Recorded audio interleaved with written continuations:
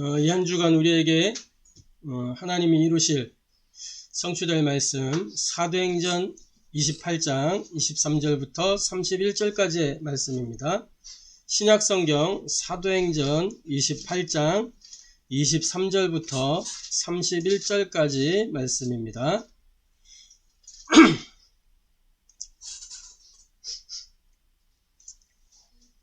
신약성경 사도행전 28장 23절부터 31절까지의 말씀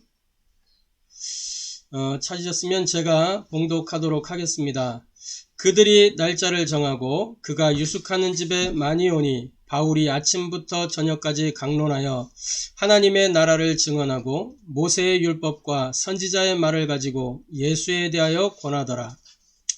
그 말을 믿는 사람도 있고 믿지 아니하는 사람도 있어 서로 맞지 아니하여 흩어질 때에 바울이 한 말로 이르되 성령이 선지자 이사야를 통하여 너희 조상들에게 말씀하신 것이 옳도다. 일러스되 이 백성에게 가서 말하기를 너희가 듣기는 들어도 도무지 깨닫지 못하며 보기는 보아도 도무지 알지 못하는도다.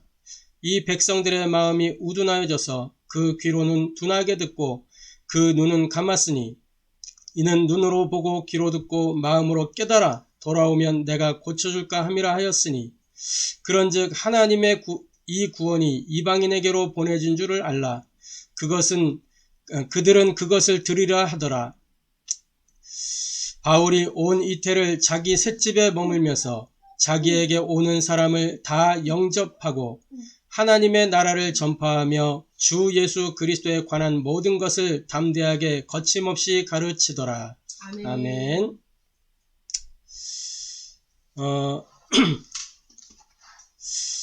사도행전 28장 23절부터 31절까지의 이 본문을 통해서 오늘 사도행전을 그동안 우리가 사도행전의 여정을 말씀을 통해서 함께 걸어왔습니다. 오늘 이 사도행전을 마무리하면서 오직 성령, 오직 권능, 오직 증인이라는 제목으로 함께 은혜를 나누고 해답을 얻고 또 미션을 찾는 복된 시간 되기를 바랍니다. 아멘. 일단 서론적으로 우리 지난 주간에 우리가 말씀을 확인했죠. 정복자의 세 가지 세팅이 있습니다. 첫 번째가 근본 세팅이고 두 번째가 기초 세팅이고 세 번째가 기본 세팅이죠. 근본, 기초, 기본 무슨 말이냐면 영적 상태를 갖추라는 거고 삶의 자세를 갖추라는 거고 삶의 상태를 갖추라는 겁니다. 세팅이라는 것이 보면은 주로 뭐 이렇게 식당 같은 데서 이렇게 그런 용어들 많이 쓰잖아요. 이렇게 테이블 세팅 하라고 하잖아요. 그 세팅 한다는 말이 무슨 의미예요? 그러니까 어떤 거를 딱 갖추어 놓고 준비해 놓고 딱 바로 쓸 수 있도록 이렇게 준비하라는 거죠. 갖추라는 겁니다. 어떤 제품을 정해진 장소에 딱 설치하는 그게 이제 세팅이란 말이죠. 그래서 우리 영적 상태를 갖추고 삶의 자세를 갖추고 삶의 상태를 갖추면 하나님이 우리 개인을 사용하실 수밖에 없는 하나님이 쓰실 수밖에 없는 이제 그런 사람이 된다라는 거예요. 근본 세팅은 어떻게 이룰 수 있느냐? 가장 중요한 것이 계시록 1장 3절에 이렇게 기록하고 있습니다. 이 예언의 말씀을 읽는 자, 듣는 자, 지키는 자가 복되다 그랬죠. 말씀을 읽는 그것에서부터 출발하는 겁니다. 우리가 강단의 말씀을 받습니다. 또 기록된 말씀을 봅니다. 현장에서 말씀 운동을 합니다. 이런 말씀이 내게 각인되어지는 그것이 영적 상태를 바꾸는 가장 빠른 길이에요. 말씀을 내가 읽고 말씀을 듣고 말씀을 지키는 이게 내 영적 상태 바꾸는 가장 빠른 길입니다. 그래서 막 뭔가 고민거리가 있을 때에도 어디 속으로 들어가야 되냐? 말씀 속으로 그래서 강단의 말씀을 계속 듣는 거예요. 주보에 기록된 강단의 말씀을 계속 읽는 거예요. 내가 기록한 메시지 노트를 읽는 거예요. 그러면서 말씀들을 찾아보기도 하고, 그 강단을 통해서 주신 말씀들이 성경 구절들이 있거든요. 그 성경 구절 성구들을 찾아서 읽어보면 또 거기에서 그때그때 주시는 하나님의 음성이 있습니다. 그래서 말씀을 각인하는 거. 그걸 보고 이 각인이 탁 지속되기 시작하면 내게 말씀이 탁 정리가 돼요. 말씀이 세팅되는 거죠. 그러면 현장을 정복하는 정복자로 인생이 편집되는 겁니다. 그럼 이때부터 보좌화의 축복이 시작이 되는 거예요. 이거는 오직 성령의 능력으로만 가능한 겁니다. 또 기초 세팅은 삶의 자세죠. 우리는 전도자예요. 전도자. 하나님의 자녀로 부름받은 모든 사람은 전도자예요. 왜냐? 우리가 복음을 받았기 때문에. 먼저 복음 받은 자로서 이제 아직 복음을 몰라서 고통 가운데 있는, 재앙 가운데, 저주 가운데 있는, 운명 속에 매여 있는 그 인생들을 향하여 답을 줄 수 있는 사람이 우리밖에 없기 때문에 우리는 전도자로서 삶의 자세를 갖춰야 된단 말이죠. 그 중요한 삶이 기도입니다. 그래서 기도로 뿌리를 내리는 거예요. 받은 말씀을 기도로 뿌리 내리는 겁니다. 그래서 기도 중에 기도가 말씀 묵상이에요. 말씀을 묵상하면서 하나님의 음성을 듣는 거예요. 하나님 내게 뭐라 말씀하시는지. 예배를 통해서도 하나님의 음성을 듣는 거예요. 하나님 내게 뭐라고 말씀하시는지. 우리는 말씀을 듣는 이 훈련이 안 돼 있어요. 내가 하나님께 자꾸 뭔가를 이렇게 말하려고 해요. 내가 필요한 거, 하나님 내가 이게 필요해요. 이거 주세요. 라고 하려고 해요. 그거는 기도의 아주 단편적인 거고, 그거는 사실 어떤 면에서는 기도가 아니에요. 하나님이 너무 이렇게 땡깡을 부리니까 이게 떡고물 하나씩 던져주는 거지, 하나님은 그런 우리의 요구사항에 관심 없으세요. 하나님은 그게 하나님의 이 시간표에 하나님의 필요를 따라 우리를 이끌어 가시는 거거든요. 그래서 말씀을 듣는 자, 이때 우리에게 기도가 세팅이 되는 겁니다. 하나님의 음성을 듣는, 하나님이 원하시는 기도가 딱 세팅이 되는 거죠. 그러면 이때부터 하나님 나라의 일이 설계되기 시작하는 거예요. 이 전도로 연결되어 있는 일들이 일어나는 거죠. 어떻게 해요? 시공간 초월의 역사로. 이거는 위에서 내려오는 권능이잖아요. 그리고 기본 세팅이 삶의 상태입니다. 우리는 전도자의 삶을 사는 거예요. 그래서 현장 체질이 돼야 돼요. 현장 체질. 말씀을 지키는 자.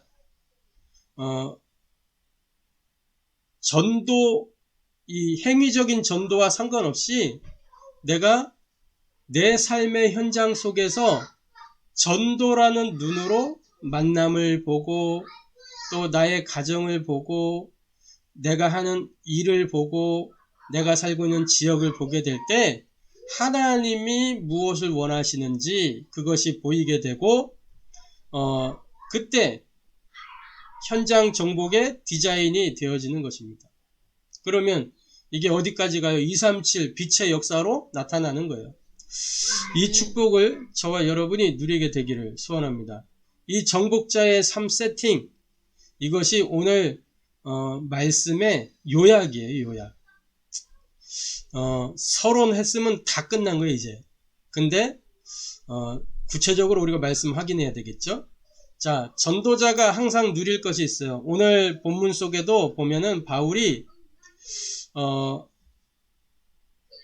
그 이제 로마에 가서 이제 로마 감옥에서 그죠? 셋집이라고 표현되어 있는데, 그러니까 그 안에서 자유하게 누렸던 거예요. 들어오면 이 바울을 만나러 오는 사람이 있으면 다 만나게 해주고 그들을 양육할 수 있고, 예, 이게 다 이루어졌어요. 그 안에서. 전도자가 항상 누릴 것이 있습니다. 그게 뭐냐면 오직 성령으로 보좌화의 축복을 누려야 되는 거예요. 바울에게 보좌화의 이 축복이 언제 시작됐냐? 사도행전 9장 15절, 이 9장 1절부터 15절 사이에 다메섹 사건이죠. 이 그리스도와의 진정한 만남이 이루어지면서 바울의 인생 속에 보좌화의 축복이 시작이 된 거예요. 보좌화의 축복이. 자, 요한복음 1장 12절에 영접하는 자, 곧 그 이름을 믿는 자들에게는 하나님의 자녀가 되는 권세를 주셨다라고 그렇게 기록을 하고 있죠. 그러니까 영접하는 순간 내 안에 고린도서 3장 16절에 일이 일어난 거예요. 너희가 하나님의 성전인 것과 하나님의 성령이 너희 안에 거하시는 것을 알지 못하느냐 그랬잖아요.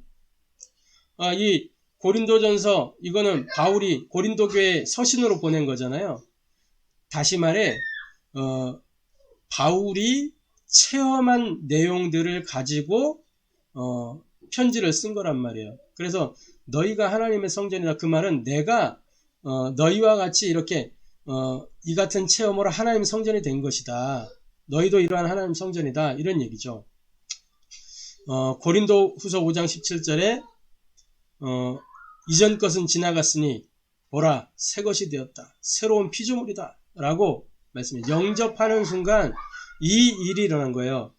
이게 보좌와의 축복의 시작이에요. 영접. 여기에서 보좌와의 축복이 시작되는 겁니다. 그리스도와의 진정한 만남. 저와 여러분에게 이 만남이 있다면 우리는 보좌와의 축복 속에 있는 사람이에요. 자, 그렇다면 보좌와의 축복을, 이 바울은 시작이 된 보좌와의 축복을 개인화하는 그런 집중의 시간을 가졌다는 것을 우리가 기억해야 됩니다. 갈라디아서 2장 1절에 보면 이렇게 기록하고 있어요. 뭐라고 되어 있냐면 14년 후에 내가 바나바와 함께 디도를 데리고 다시 예루살렘에 올라갔더니, 여기 14년은 뭐냐면 바울이 이 사도행전 9장에 그리스도를 만나고 너무 이 은혜가 되고 해답을 얻고 그러면서 막 거기에서 모든 결론이 다 나와가지고 그 감사, 감격, 기쁨을 가지고 바울이 어떻게 했어요? 즉시로 나가서 예수는 그리스도로 증거했단 말이에요. 그런데 어떻게 됐어요? 오히려 막 더 핍박이 막 일어났어요. 유대인들이 바울을 막 죽이려고 결사대를 구성하고 막 이렇게 됐어요. 그러니까 이 예루살렘의 제자들이 이 바울을 어떻게 했어요? 다소로 보냈어요. 근데 거기에 다소로 돌아가 가지고 10년, 또 아라비아에서 3년, 이렇게 13년 지나서 이제 14년 만에 다시 이제 예루살렘 교회로, 이거는 이 천하의 이 기근이 들었다 함을 듣고 안디옥 교회에서 예루살렘 교회로 간 그 사건을 기록하고 있는 거예요. 그러니까 14년 만에 이 안디옥 교회가 세워질 때 어떻게 했죠? 바나바가 이 사울을 데리러 다소로 갔어요. 그게 13년의 시간이 흐른 뒤에 간 거예요. 그래서 그 13년 동안 이 바울이 무엇을 했냐? 이 보좌와의 축복을 개인화하는 집중의 시간을 가졌어요. 하나님 자녀의 신분과 권세와 배경, 또 기도의 비밀, 또 이 내가 만난 이 그리스도를 증거해야겠는데 거기에 대한 메시지, 이런 것들을 정리하는, 말씀을 정리하고 기도가 정리되고 전도가 정리되고 성삼위 하나님과 함께하는 임마누엘의 비밀이 탁 누리는 그런 이제 집중의 시간을 가졌단 말이죠. 자, 그리고 뭐죠? 이러한 보좌의 축복을 통해서 어떤 일이 일어났죠?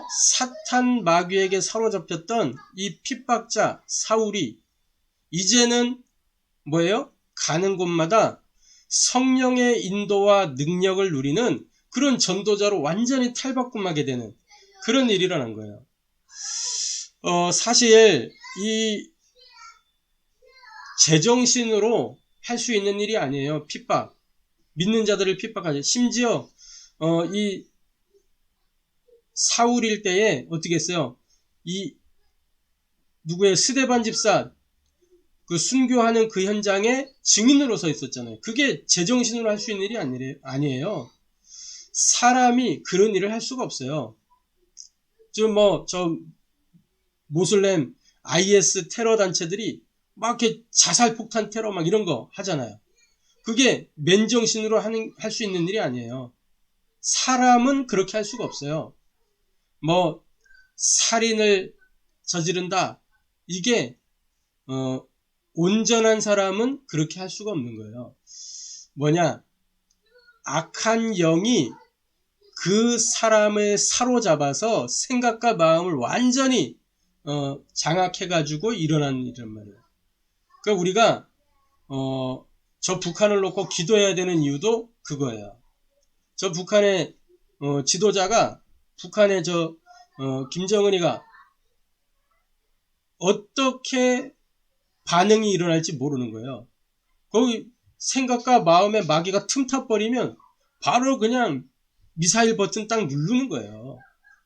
그러니까 우리가 기도로 흑암을 꺾어야 돼요. 기도로.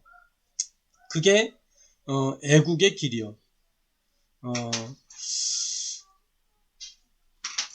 지역마다 또 도시마다 이 영적 문제로 시달리는 사람들이 많은데 그걸 그냥 정신문제다, 정신병이다 이렇게 말을 하고 막 오히려 막 그런 게 있으면 심신이 미약해서 그런 거니까 봐줘야 된다 막 이렇게 얘기해요. 딱 밖에 나돌아다니면 안 되잖아요. 그런 사람들이. 그러니까 보호하면서 뭐 해야 되느냐, 영적인 문제로 접근해야 돼요. 안 그러면 이 답이 없어요. 그런 거 막 정신 문제라고 약으로 막 어떻게 해보려 그러는데 절대 약발이 듣지를 않아요. 그거는 일부 아주 소수만 뇌신경의 이상으로 이상 반응이 나오는 그런 사람들이 일부 있을 뿐이지 대개의 경우 영적 문제로 접근해야 돼요. 그래야 치유할 수 있어요. 이 지금 핍박자 사울, 이 바로 이 영적 문제 속에 있는 사람이었단 말이에요. 에베소서 5장 8절에 그래서 바울이 서신서마다 고백하는 거예요.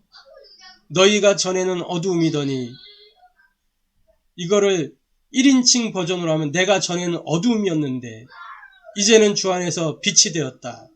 나는 지금 빛의 자녀들처럼 행하고 있는 것이다. 너희도 그렇게 행하라. 그런 얘기예요. 골로새 1장 13절에 흑암의 권세에서 그 사랑의 아들의 나라로 옮기셨으니 우리가 죄사함을 받는다. 이렇게 이야기하고 있어요. 자기가 흑암의 권세에서 사랑의 아들의 나라로 옮겨졌다. 이 고백을 하는 거예요. 그러니까 바울은 단 한 번도 선생으로 섰던 적이 없어요. 자기가 핍박자로 있다가 그 어둠 속에 있다가 그리스도라는 이 빛, 어마어마한 빛, 이사야 60장의 그 영광의 빛, 창세기 1장 3절의 그 창조의 빛, 그 빛을 만났기 때문에 사도행전 9장에서 그래서 그 증인으로 다 서신을 보낸 거예요. 저와 여러분이 이런 증인 되기를 소원합니다. 가는 곳마다 성령의 인도와 능력이 누려지는 그런 전도자 되기를 소원합니다. 두 번째로 오직 권능으로 시공간 초월의 능력을 누려야 되겠습니다. 전도자 바울의 고백을 한번 볼까요? 로마서 7장 21절부터 25절에 보면 이렇게 기록하고 있어요.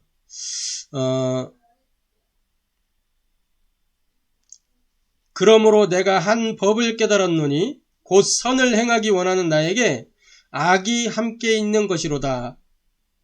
자기는 복음 운동하고 말씀 운동하고 전도하고 사람 살리는 그 일에 헌신하길 원하는데 나에게 악이 함께 있는 것이로다. 그러니까 뭐예요?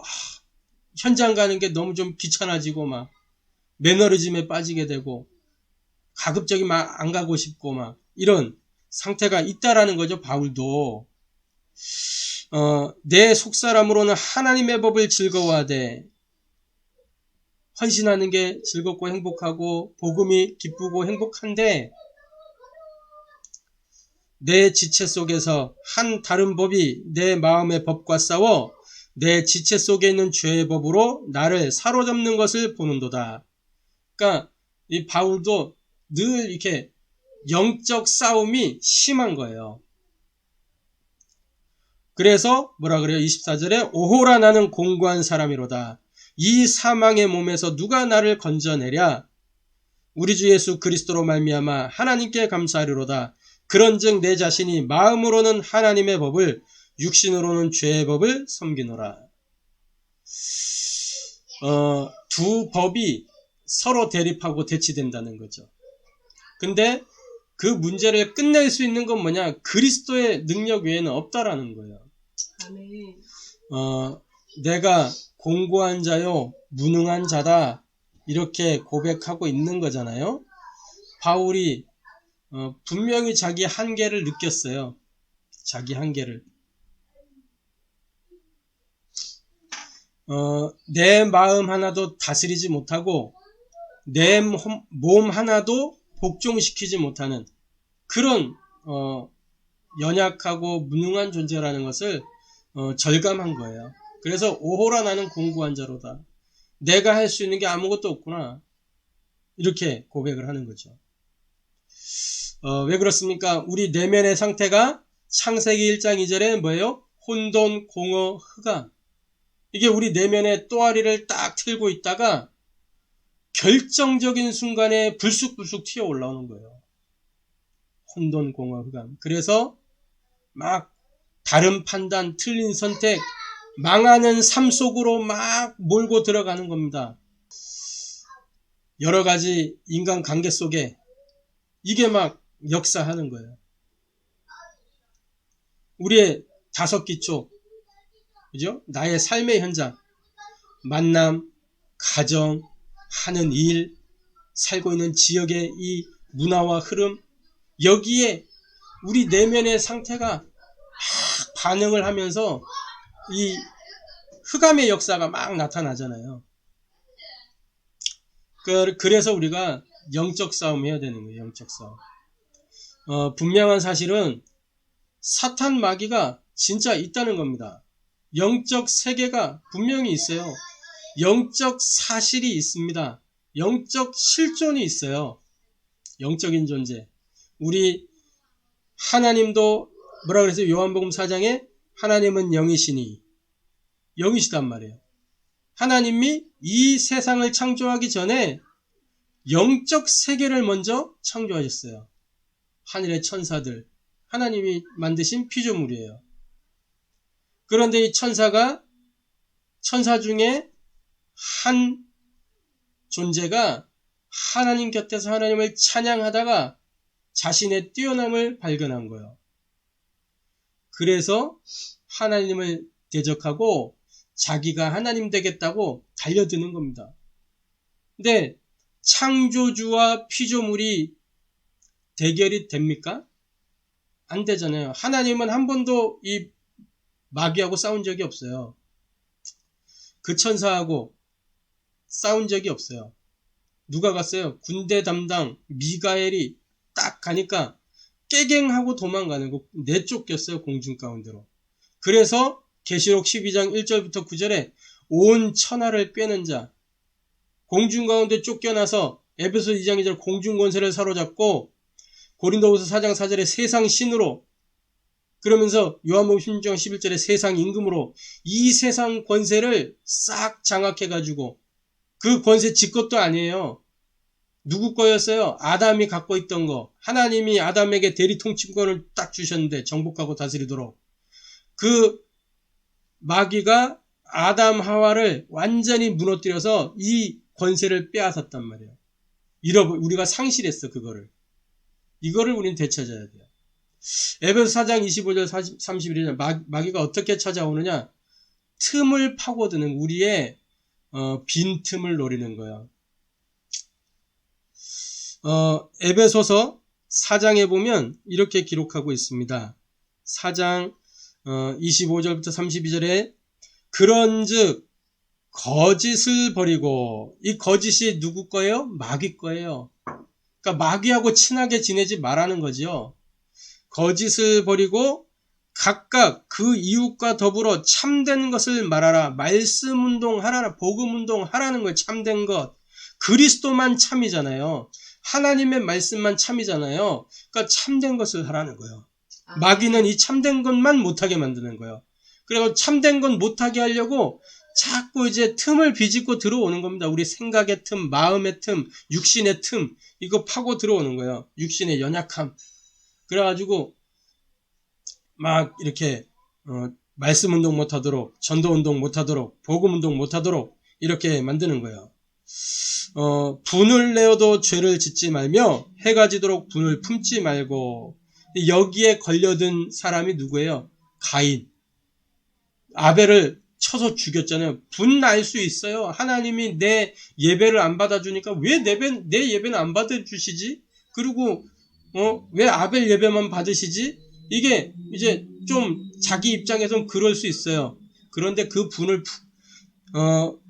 내어도 뭐라 그랬어요? 죄를 짓지 말며 다스리라 그랬잖아요. 죄가 네 문 앞에 있는데 너는 죄를 다스릴지니라. 다스릴 수 있는 그 힘을 가인이 갖고 있다라는 거예요. 그런데 그걸 다스리지 않고 죄와 타협을 한 거예요. 죄는 누구예요? 마귀예요. 마귀와 타협해서 이 가인이 아벨을 돌로 쳐 죽인 거예요. 피제사 그거 못하게 하려고. 마귀에게 틈을 주지 말라. 그래서 마귀에게 틈을 주지 않는 비밀이 뭐예요? 도둑질하는 자는 다시 도둑질하지 말고 돌이켜 가난한 자에게 구제할 수 있도록 자기 손으로 수고하여 선한 일을 하라. 무릇 더러운 말은 너희 입 밖에도 내지 말고 오직 덕을 세우는 데 소용되는 대로 선한 말을 하여 듣는 자들에게 은혜를 끼치게 하라. 하나님의 성령을 근심하게 하지 말라. 그 안에서 너희가 구원의 날까지 인치심을 받았느니라. 너희는 모든 악독과 노함과 분냄과 떠드는 것과 비방하는 것을 모든 악의와 함께 버리고 서로 친절하게 하며 불쌍히 여기며 서로 용서하기를 하나님이 그리스도 안에서 너희를 용서하심과 같이 하라. 이렇게 말씀하고 있어요. 마귀에게 틈을 내어주지 않기 위해서 하나님이 우리에게 그리스도를 보내신 것처럼, 그리스도 안에서 용서하신 것처럼 그렇게 하라라는 거예요. 이 말씀을 표면적으로만 보면 율법적 해석하기가 쉬워요. 아, 이렇게 선을 행해야 되는구나. 착하게 살아야 되는구나. 헌신하고 봉사해야 되는구나. 근데 그게 아니에요. 자기 손으로 수고하여 선한 일을 하라. 그러니까 전도자의 삶 속으로 들어가라는 거예요. 선한 일이 뭐예요? 선한 일. 가장 선한 일은 그리스도의 복음을 증거하는 전도자의 삶이 이 땅에서 가장 선한 일이에요. 내 성격, 인격, 성품 이런 거와 상관없이 그때만 흑암이 결박되는 거예요. 현장에. 그때만 내게 역사하는 흑암이 활동 못하는 거예요. 더러운 말은 너희 입 밖에도 내지 말고 덕을 세우는 데 소용되는 대로 선한 말을 하여. 선한 말이 뭐냔 말이에요. 선한 말. 아, 오늘 되게 이쁘시네요. 상대방 기분 좋게 하는 말이 선한 말이에요? 아니에요. 당신 오늘 그리스도 만나야 된다. 지금 이 그리스도를 통해서 하나님 자녀 될 수 있다. 이 복음 전하는 게 선한 말이에요. 운명에서 빼내올 수 있는 말. 그래서 은혜를 끼치게 하라. 성령을 근심하게 하지 말라. 성령이 무엇 때문에 근심하실까요? 하나님의 자녀가, 전도자가 하나님의 자녀로 빛과 소금으로 살아야 되는데 그렇지 않고 막 지 맘대로 돌아다니네? 이러면 근심하시는 거예요, 성령이. 부모님이 언제 자녀 걱정하지? 부모가 자녀를 언제 걱정해요? 언제 걱정해요? 내 눈 밖에서 벗어날 때, 이탈할 때 걱정하게 되잖아요. 내 말에서 벗어날 때 걱정이 되기 시작하는 거죠. 기준에서 이탈될 때 그게 걱정되는 일이에요. 하나님이 언제 제일 걱정했냐? 말씀을 주셨어요. 선악을 알겠나면 실과를 먹지 마라. 그것을 먹는 날에는 반드시 뒤지리라. 그랬는데 분명히 먹게 할 존재가 있기 때문에 그런 거예요. 하나님 아시고 말씀 주셨어요. 그런데 아니 자꾸만 이 하와가 뱀하고 같이 지내네. 하나님은 알고 계셨잖아요. 뱀 속에 뭐가 있는지. 그런데 하나님이 거기에 개입 안 하셨어요. 기다려 주신 거예요. 하나님 앞에 서도록. 그런데 결국은 말씀을 벗어나서 딴 길로 가게 된 거죠. 그래서 하나님이 이미 준비해 두셨어. 돌아올 수 있는 길을. 벗어났는데 돌아올 수 있는 길을 주셨어요. 창세기 3장 15절. 그때 이미 모든 심판 끝난 거라 사실은. 뱀의 머리를 박살내겠다. 마귀의 권세를 박살내버렸어요. 이미. 이제는 뭐예요? 네. 결정적인 심판만 남아있는 거 마귀는. 자, 그래서 이 사탄 마귀가 진짜 있다는 사실 기억하시고 또 누구도 부인할 수 없는 영적인 과학이 있습니다. 마태복음 16장 19절에 주는 그리스도시요 살아계신 하나님의 아들이십니다. 이 고백할 때 주신 축복이에요. 무슨 축복을 주셨어요? 천국 열쇠를 내게 주리니. 하늘 문을 여는 열쇠, 그걸 우리 이 그리스도 고백한 자에게 주신 거예요. 아멘. 그 열쇠 되는 그리스도의 이름을 가지고 하늘의 천사를 움직일 수 있어요. 시편 103편 20절부터 22절에 시편에 보면 이렇게 기록하고 있습니다. 103편에 19절부터 보면 이렇게 되어 있어요.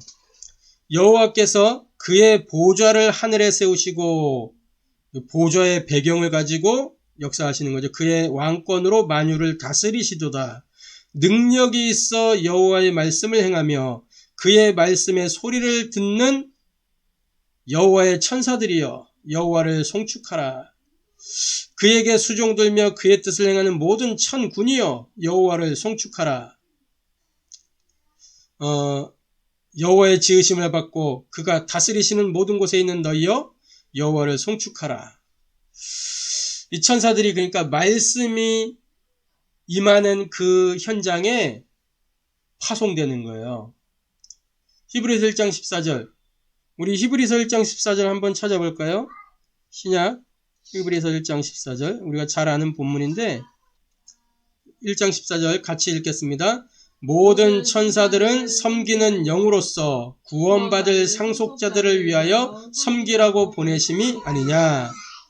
그 성경에 분명히 이렇게 밝히고 있는데 천사가 그렇게 막 마음대로 부릴 수 있는 존재가 아니다. 이렇게 하면은 성경을 제대로 몰랐다는 거잖아요. 그죠? 모든 천사들은 섬기는 영으로서, 그러니까 우리 사람이 섬기는 영이 아니고 천사의 존재 자체가 섬기는 영이에요. 좀 더 쉽게 도움이란 말이에요. 도움이. 하나님이 사람을 위하여 사람을 도우라고 보내는 영이에요. 이방인들도 잘 알고 있다니까. 그래서 이런 거 나오냐. 수호천사. 이런 개념 나오잖아요. 불신자들도 알고 있는데 신학자들이 이런 걸 몰라요. 그 뭐 천사를 막 너무 막 그렇게 하면 안 된다면서. 분명히 성경에 기록되어 있잖아요. 모든 천사들은 섬기는 영으로서 돕는 자라면 돕는 자. 하나님의 자녀를 여기 분명히 명시되어 있어요. 구원받을 누구요? 상속자들을 위하여 섬기라고 보내심이 아니냐. 그러면은 우리가 불러도 올 수 있고 안 불러도 언제든지 오는 거예요. 하나님이 보내시기 때문에. 그죠? 이 천사들이 뭐예요? 계시록 8장 3절에서 5절 성도들의 기도를 받아가지고 금양로에 담아서 하나님께 가지고 올라가고 하나님이 응답을 주면 그거 받아가지고 내려오고 이 일을 한단 말이에요. 아멘. 심부름꾼. 도우미. 아멘. 이 사실을 알고 구체적으로 누리는 저와 여러분 되길 바랍니다.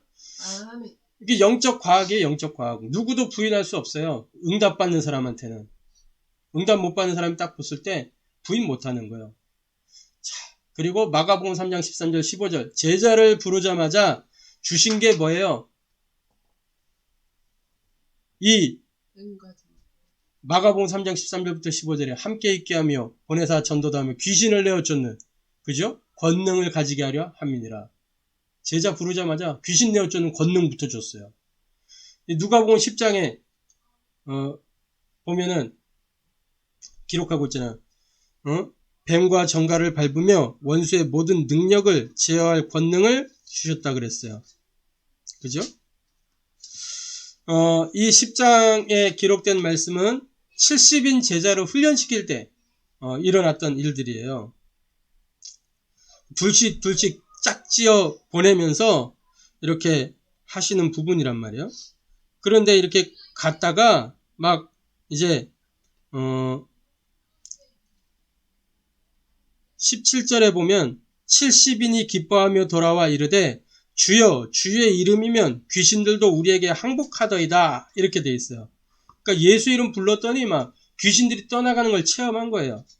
그러면 18절에 예수께서 이르시되 사탄이 하늘로부터 번개같이 떨어진 것을 내가 보았노라. 그러니까 그리스도 이름 부르면 이 사탄이 어떻게 해요? 번개처럼 떨어져 버리는 거예요. 아멘. 19절에 내가 너희에게 뱀과 정갈을 밟으며 원수의 모든 능력을 제할 권능을 주었으니 너희를 해칠 자가 결코 없으리라. 마귀는 우리를 못 건드린단 말이에요. 요한일서 5장 18절에도 기록하고 있잖아요. 하나님께로부터 나신 자가 그를 지키심에 악한 자가 그를 만지지도 못하느니라. 그죠? 마귀하고 우리는 대결 상대가 안 되는 거예요. 그러니까 마귀도 알고 속이는 거라. 지가 이길 수 없기 때문에. 빈틈 파고 드는 거라.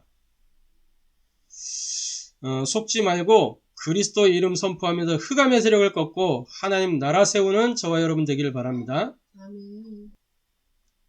세 번째로 오직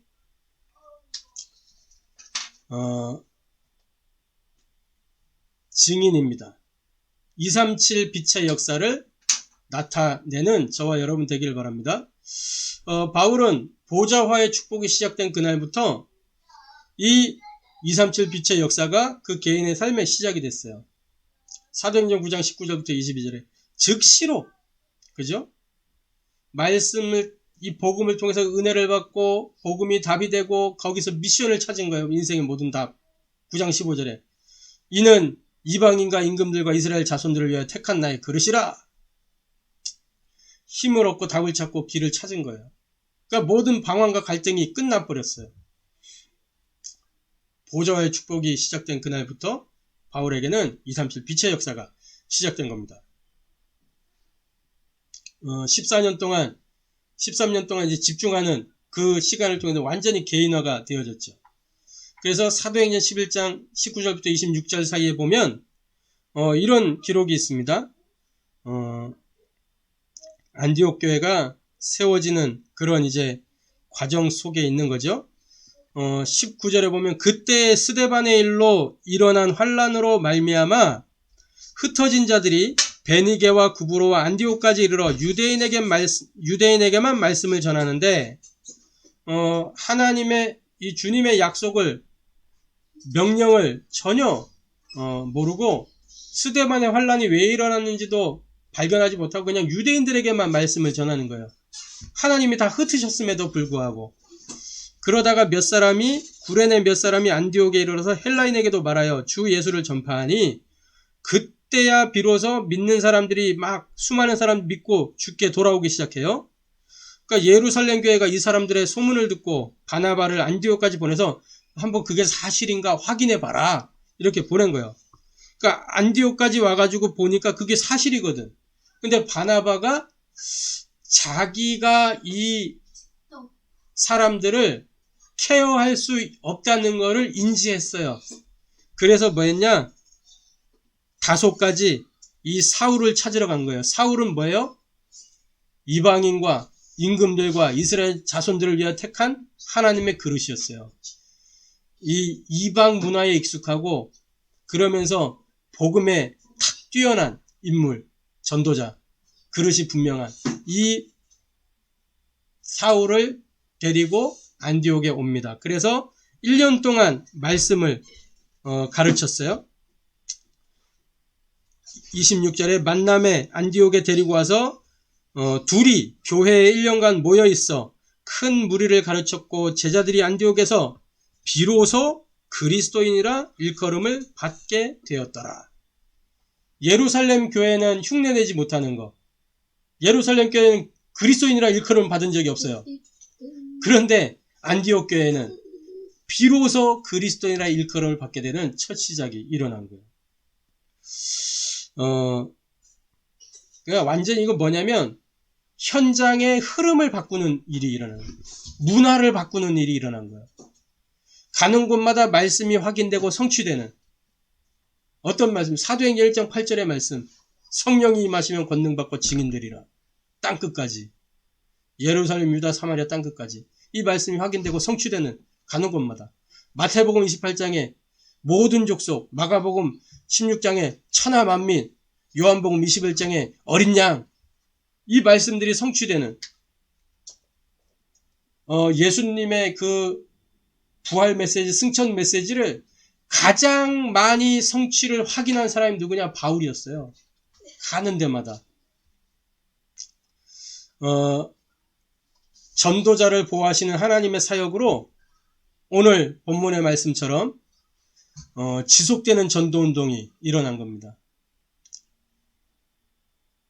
사도행전 28장 31절에 이렇게 기록하고 있잖아요. 옛날 성경이 더 번역이 좋았는데 개역 한글 버전에서 이렇게 했죠. 그 많은 자가 없다 그랬었잖아요. 요번 성경에는 담대하게 거침없이 가르치더라 이렇게 되어 있어요. 결국 뭐냐면 이 그리스도의 복음을 담대하게 거침없이 가르치는데 그만한 자가 하나도 없었다 그 얘기예요. 막힘없이 거침없이 지속돼요. 그래서 결국에는 어떻게 됐어요? 250년 만에 로마가 이 그리스도교 기독교인들을 인정하지 않으면 안 될 만큼 로마 안에 영향 주는 로마의 밑바닥에서부터 영향을 주는 그런 이제 세력이 된 거예요. 그러니까 정치적으로라도 기독교를 국교로 이렇게 기독교를 공인하는 이 콘스탄틴 때 공인했고 그 이후에 이제 국교로 딱 인정하게 됐죠. 공인하게 되는 그런 일이 일어나게 된 겁니다. 250년 만에. 결론적으로 저와 여러분은 사도행전 29장의 여정을 기록하는 그런 전도자의 삶 속으로 들어가야 되겠습니다. 뭘 가지고요? 오직 성령, 오직 권능, 오직 증인으로. 전도는 전략 이전에 올바른 내용이 전달돼야 돼요. 불신자에게는 뭐가 전달돼야 돼요? 하나님 만나는 길, 그리스도. 낙심한 신자들에게는 뭐가 전달되어야 돼요? 하나님 누리는 길 그리스도. 방황하고 있는 사명자에게는 하나님을 전하는 길 그리스도. 이 그리스도의 복음이 증거되어야 돼요. 세상의 복음이 아니고 사람들이 원하는 복음이 아니라 성경의 복음이 증거되어야 돼요. 그 복음 어떤 복음이에요? 요한복음 19장 30절에 다 끝낸 복음이에요. 뭔가 모자란 복음이 아니란 말이에요. 요한에서 3장 8절 마귀의 일을 멸하신 그리스도의 복음. 히브리서 9장 12절 모든 죄와 저주를 깨끗하게 끝내신, 단번에 영원히 조금도 모자라지 않고 충분하게 끝내신 이 제사장의 복음. 히브리서 10장 20절에 새롭고 산 길을 열어주신 선지자의 복음. 다 끝낸 복음이요. 사도행전 4장 12절 천하 사람 중에 구원 얻을 만한 다른 이름을 우리에게 주신 적이 없다. 이 말은 뭐예요? 유일하다는 거. 유일성 복음이요. 우리가 전하는 복음은 유일성 복음이요. 누구도 흉내낼 수 없고 모방할 수 없고 부인할 수 없는 에베소서 1절부터 3절에 우리의 모든 과거, 현재, 미래 문제를 끝낸 복음이요. 히브리서 13장 8절에 어제나 오늘이나 영원토록 동일한 영원한 복음. 인생의 정답 그리스도, 인생의 해답 하나님의 자녀, 인생의 응답 모든 문제 끝, 인생의 누림 마귀야 가라, 인생의 결론 우리 남은 인생 하나님 영광 위하여. 이게 우리 결론이잖아요. 중요한 거는 결론 중에 결론입니다. 성령께서 역사해야만 흑암이 무너지고 하나님 나라가 임하는 거예요. 아멘. 저와 여러분이 우리 삶 속에 성령이 역사하는 그런 증인, 전도자, 제자 되기를 소원합니다. 기도하겠습니다. 하나님께 감사를 드립니다. 오늘 그동안 우리가 사도행전의 여정을 걸어오면서 증인으로, 전도자로, 제자로 말씀을 통하여 확립되어지고 현장에서 확인되어지고 또 예배를 통하여 은혜 받고 해답을 얻고 미션을 매주간 찾았습니다. 이제 사도행전을 마무리하면서 우리가 오직 성령으로, 오직 권능으로, 오직 증인 되어줄 수 있도록 말씀 주시니 감사를 드립니다. 정복자의 그 세 가지 세팅을 가지고 정말 보좌의 축복을 누리며 시공간 초월의 능력을 누리고 237 빛의 역사를 증거할 수 있는 사도행전 29장의 여정을 기록하는 전도자의 삶 속으로 들어가도록 역사하여 주옵소서. 살아계신 주 예수 그리스도의 이름으로 기도하옵나이다. 아멘.